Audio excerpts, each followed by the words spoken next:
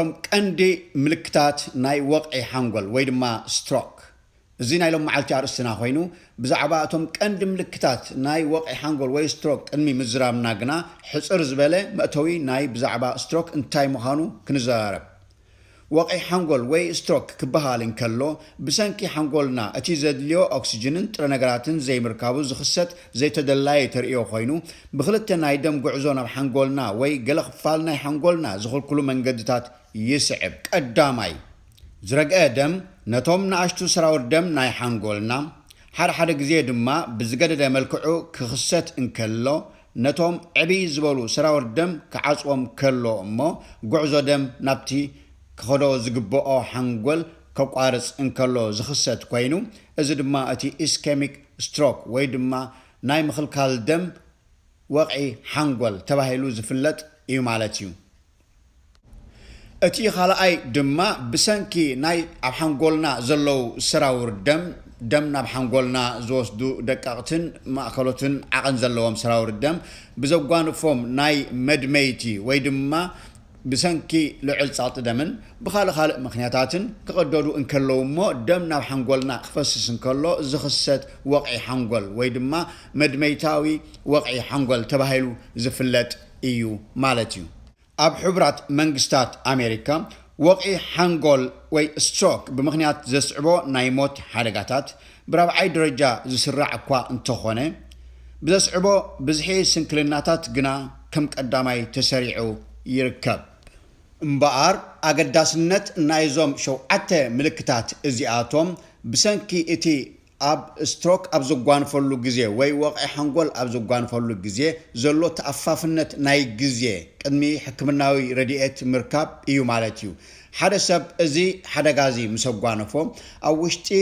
ተበዝሐ 3 ሰዓት ዘይከውን ግዜ ናይ ሕክምናዊ ረድኤት ምስ ዝረክብ እቲ ክስዕብ ዝኽእል ስንክልናን ካልእ ዘይተደላየ ሳዕቤናትን ብኣዝዩ ብዓቢ ዓቐን ክጎድል ከም ዝኽእል ብመጽናዕትታት ስለ ዝፍለጥ እዚ ምልክታት እዚ ምፍላጥና ቀልጢፍና ሕክምናዊ ረድኤት ንኽንጽውዕን ነቲ ሰብ ናብቲ ሕክምናዊ ረድኤት ክረኽበሉ ዝኽእል ቦታ ብቕልጡፍ ንኽበጽሕን ንኽንገብር ክረድኣና ስለ ዝኽእል እዩ እምበኣር እቲ ቀዳማይ ምልክት ሃንደበታውን ምኽንያቱ ዘይተፈልጠን ናይ ፍርቂ ገጽ ናይቲ ዝሓመመ ሰብ መልመስቲ ክርአ እንከሎ እዩ ሓንቲ ዓይኑ ክዕምት የሸግሮ ክዛረብ እንከሎ ፍሽኽ ክብል እንከሎ ከምኡውን ክስሕቕ እንከሎ ኣፉ ናብ ሓደ ወገን ይዝምብል መብዛሕትኡ ግዜ እዚ ምልክታት እዚ እቲ ሰብ ባዕሉ ዘይክርእዮ ወይ ዘይከስተውዕለሉ ስለ ዝኽእል እቲ ኣብ ከባቢኡ ዘሎ ሰብ ቅድሚ ገዛእ ርእሱ እቲ ሰብ ምፍላጡ ስለ ዝፈልጦ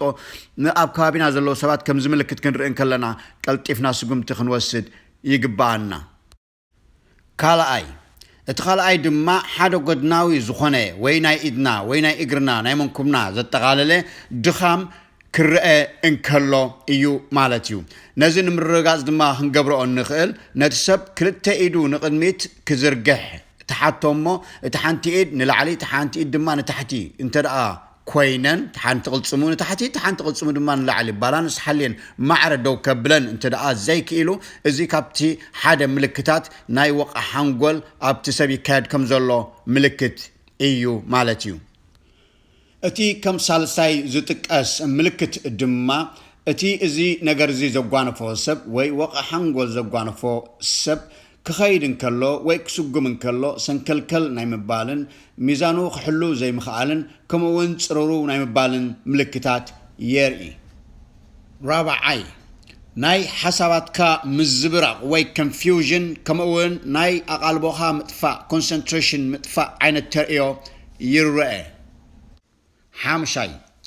እቲ ከም ሓምሻይ ክንጠቕሶ እንኽእል ምልክት እቲ ናይ ወቕዒ ሓንጎል ግዳይ ዝኾነ ወይ ወቕዒ ሓንጎል ዘጓነፎ ሰብ ክዛረብ እንከሎ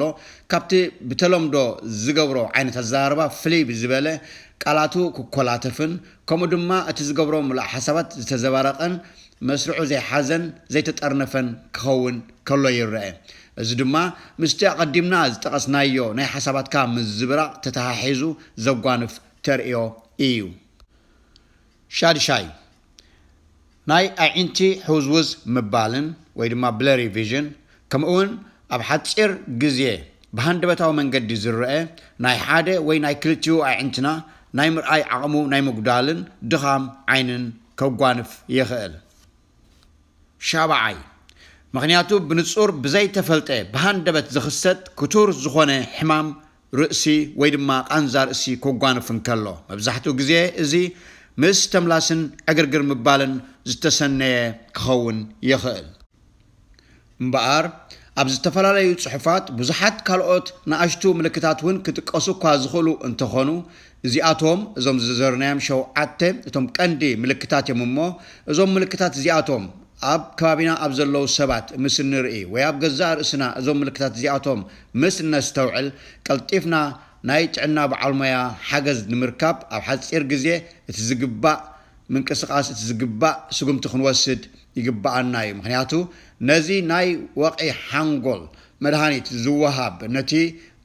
بلاد كلات ويدما زرق ادم نمزرزار تباهل زوهاب مدهانيتات اب حصير غزي وي ونت خالق ناي طعنا اغلغلوتات اب حصير غزي انت بزحك اب 3 ساعات اب زي بزح غزي انت دا كركب تخايلو اتخصعب زخيل حدغاتات سنكلنان كال صغماتن نمقلال عبترا سلازلوو اتوكيرنا كنستوعللهم يغباناي مبار نزمعلت الزدالخو تمرتزيو تمرتز دستر ايلكم نز تمرتزي كالوت من تخطقمو شير غبرو سبسكرايب غبرو لايك غبرو كومنت تليكومن كومنت صحافو حتو صحافو بزمن قدزي مز تمرتزي زدالو كتتحابرو مز غبرو كله نحزب زطقم تمرتات اكتيف رول نخلوكم وي كان نطف ترى نخلوكم كله اتسهم كتغبرو زغباكم እና غبركم كتحابرو بتحتنا يحتت حاكم يمانه ابزقصل ناي تمرت مدمنا حسام رهب سلام قنه